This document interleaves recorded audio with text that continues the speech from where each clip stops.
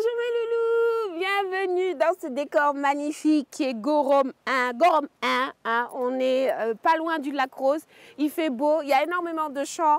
Troisième épisode de cette série de portraits concernant la campagne sur l'employabilité des jeunes.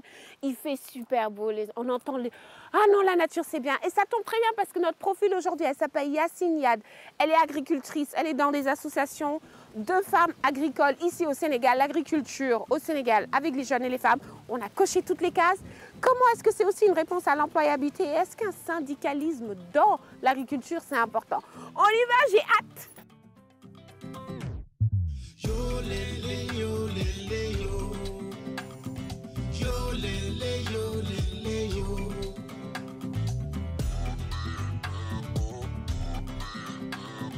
Yo, lélé, yo, lélé, yo.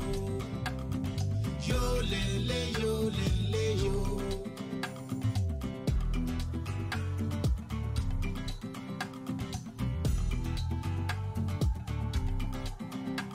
wax ju bon dëkkul fa mu jëm wax ju bon fa mu jógee la dëkk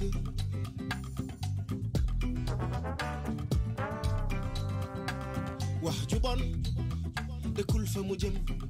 Mes loulous, je suis très contente de vous retrouver pour ce troisième épisode de la campagne sur l'employabilité des jeunes avec CNV et UDTS. Vous vous demandez ce que je fais ici, je vous l'ai déjà introduit. Je suis avec mon troisième profil et pas des moines, Yacine Yad. Yacine, comment vas-tu? Bonjour Ninou. Ça va? Ça va bien, merci. Alors, pourquoi tu as choisi cet endroit pour nous accueillir? Alors, je suis passionnée de la terre, donc j'aimerais vous inviter à voir le paysage magnifique où nous sommes et parler un peu d'agriculture et de mes activités. En tout cas, merci beaucoup. C'est un endroit magnifique avec ce bruit de vent, les oiseaux, c'est très naturel. Qui est Yacine? Est-ce que tu peux nous parler un peu de Yacine? Ouvre-nous une fenêtre sur Yacine. Alors, Yacine est une jeune fille sénégalaise passionnée d'agriculture depuis toute petite. Elle est aussi entrepreneur agricole. Elle a mis sa structure en place depuis février 2018. Et elle s'appelle Femmes Agronomes du Monde, FAM, qui est une initiative pour l'autonomisation des femmes. Je travaille avec plusieurs groupements de femmes au Sénégal, disons à Kédougou, à Kaolack, un peu partout, mais aussi dans d'autres pays africains comme le Mali. Super. Donc ça, c'est la Yacine de maintenant. Mais la Yacine avant, on revient quelques années plus tôt. Quel est ton parcours, l'école? Comment ça s'est passé? Alors, j'ai fait des études scientifiques. Disons que j'étais aussi passionnée des matières scientifiques, les mathématiques, les sciences physiques. C'est ce qui m'a poussée d'ailleurs à faire la série scientifique, série S1. Ensuite, avant de virer à S2, j'ai eu le baccalauréat scientifique série S2 à Aloir, au Mariste. Tu as eu au Mariste? Dédicace à tous les maristiens. En tout cas, ça c'est très bien, ça c'est un de tes parcours. Mais avant qu'on arrive à ce moment précis où il y a Yacine qui forme Femmes Agronomes du Monde, Yacine, est-ce que tu es passée après avoir été à l'école par les parcours classiques? Stage, recherche d'emploi, dépression. Est-ce qu'il y a eu cette période difficile pour Yacine? Tout à fait, comme tout jeune, depuis la première année d'études, moi je cherchais tout le temps des stages. Mais c'était facile, heureusement pour moi, parce que je connaissais beaucoup de gens qui étaient dans le domaine agricole. Donc pour moi, trouver un stage, c'était facile. D'ailleurs, même j'ai aidé d'autres amis étudiants à trouver des stages. Tu as aidé beaucoup d'amis étudiants à trouver des stages? Ouais. Par exemple, à Kédougou, j'avais, depuis la première année d'études, après les cours, moi je partais soit à Kaolack ou à Kédougou pour faire la pratique. Donc, quand certains voulaient venir, je les mettais direct en rapport avec mes supérieurs. Ok, donc mais toi, tu es née où? Moi, je suis née à Pâle, à 33 km de Saint-Louis. Ok. Donc, je suis élevée aussi par un père cultivateur. Disons, mon père avait une ferme. Donc, moi, quand j'étais petite, je partais à la ferme amener le repas. C'est ce que je faisais. Okay. C'était vers les classes, quand j'étais en classe de 4e, 5e, tout ça.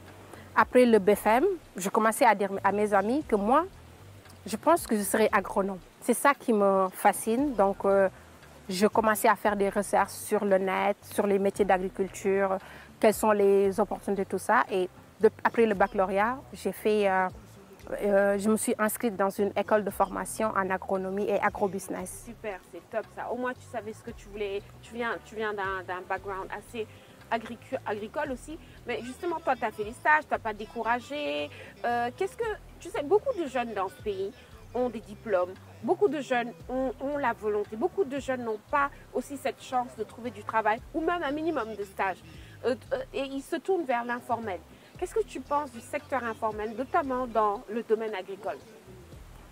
Bon, c'est un peu complexe parce que je pense qu'on doit aussi aider les jeunes. Parce qu'on voit beaucoup de jeunes qui... Les jeunes se disent souvent qu'ils ont envie d'entreprendre ou même, non pas entreprendre, mais les jeunes ont envie de travailler. Mais si tu pars faire une demande de stage, on ne te prend pas, ou même demande d'emploi, ça devient compliqué. C'est ce qui les pousse même à aller vers l'informel. Donc, si on peut les accompagner, ça va permettre au moins que ces gens puissent suivre leur passion, je ne sais pas moi. Ok, de toute façon, c'est simple, hein, formaliser l'informel. Je pense que ça, c'est une des choses les plus importantes.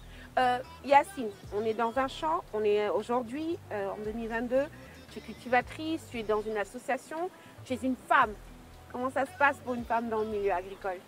C'est très difficile, mais moi je me dis c'est la passion qui peut retenir toute personne dans n'importe quel domaine. Si tu as la passion, tu peux gérer. Parfois les gens disent que oui, c'est une femme, la femme n'a pas le droit de se lancer dans l'agriculture, parfois on le dit. Alors que si on retourne en arrière, on voit en général dans les villages, il y a plus de femmes dans le secteur agricole. Moi, en général, quand je partais faire mes stages ou même aller rencontrer les groupements de femmes, il n'y a que les femmes qui sont dans les champs. Donc je me dis, il n'y a pas de métier d'homme ou de femme. Seules les compétences sont primordiales. Si j'ai les compétences pour être agronome, pourquoi pas? Ça ne doit pas être un problème. Donc moi, je dis juste aux gens de faire focus à leur passion et de le suivre à fond. Ok, donc vraiment, il n'y a pas de... L'agriculture, ce n'est pas quelque chose de masculin, ce n'est pas genré. Mais justement, tu vois, est-ce que tu peux nous raconter un des obstacles, non seulement qui t'a permis soit d'être plus forte, mais une anecdote quoi, complètement folle dans ton aventure agricole? Alors, j'ai deux anecdotes. Quand j'étais pour mon premier stage à Kaolack plutôt, j'étais à Kaolack, à la Fédération des producteurs de maïs du Saloum. Je fais coucou à mes deux Ndiatigi, comme on dit en Wolof, Maman Nimbe Diété, qui est la présidente, et aussi la secrétaire Ramatagnas. Elles m'ont beaucoup appris, elles m'ont beaucoup aidé dans le secteur agricole. Par exemple, quand on faisait nos stages, on se levait à 8 heures pour aller à la ferme faire la géolocalisation. Ça veut dire on va faire la géolocalisation. Après la géolocalisation, on va aller faire le point. Il était une fois, on était parti faire la géolocalisation. Ce jour-là, malheureusement pour moi, j'avais pas porté un habit adéquat pour faire la géolocalisation des champs de maïs. En général, les champs de maïs sont un peu, il y a trop de... C'est haut. Du coup, quand j'ai commencé à faire la géolocalisation, il y avait les épines. Ça m'avait tellement fait mal partout dans le corps. Je commençais à rougir. Enfin, je ne rougis pas, mais j'avais avoir des blessures et tout. Du coup, arrivé le soir, je ne pouvais pas dormir. Je commençais à pleurer. Il y avait ma Ndiatigi, elle était venue, elle m'avait donné du karité. Elle m'avait aidé à soulager un peu les douleurs. Donc ça m'a fait mal, mais quand même, quand je pense à la passion, je me dis, c'est pas grave. Mais la deuxième, c'était à Kédougou. On était au jardin Fadiga, c'est un jardin de presque 2 hectares avec un groupement de plus de 500 femmes. Et nous savons tous qu'à Kédougou, quand il pleut, il faut tout éteindre, il faut vraiment s'isoler des arbres, tout ça. Mais moi, j'étais malheureusement au jardin et que quand il pleuvait, c'était les fortes pluies. Je commençais à pleurer, je disais oui, Samandaï, je pensais vraiment que c'était la mort. Et donc, quand la pluie s'est arrêtée, je me suis dit, mais attends, dans la vie, peu importe les obstacles, il faut dire que ça va y aller. Et ça m'a beaucoup touchée. Mais aussi, quand on partait 1 mois sans manger, enfin, on mangeait, mais pas de viande, pas de poisson. Il n'y avait que les plantes, tout ça. Ça m'a beaucoup permis de savoir qu'il faut se contenter de ce que l'on a et que dans la vie aussi, tout n'est pas rose, mais quand même, quand tu veux quelque chose, il faut faire quelque chose. Super, en tout cas. Et justement, on est en train de voir ce changement. Il y a beaucoup de gens qui sont en train de faire la promotion de l'agriculture chez les jeunes. Le Sénégal est un petit pays, mais on découvre des nouvelles richesses et on ne se rend pas compte qu'on a des terres très fertiles. En 2 mots, peut-être en 2 phrases, explique-nous l'importance du travail agricole dans ce pays. Alors, nous savons tous que l'agriculture permet à un pays de se développer, mais aussi pour atteindre l'autosuffisance alimentaire, Oui. retour à la terre est capital. Ça veut dire que si on ne fait pas retour à la terre, on ne pourra pas satisfaire aux besoins de la population.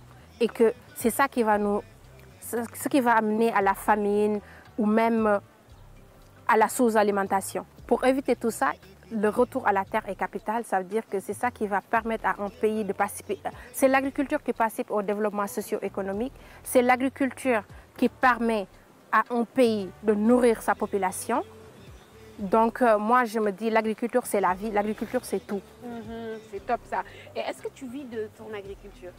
Tout à fait. Ah bon? C'est passionnant. Ouais. En plus, moi en général quand je pars à la ferme, on fait des récoltes. C'est avec ce qu'on a récolté qu'on fait la cuisine, mais aussi on s'en sort. Par exemple, on parvient à satisfaire à nos besoins.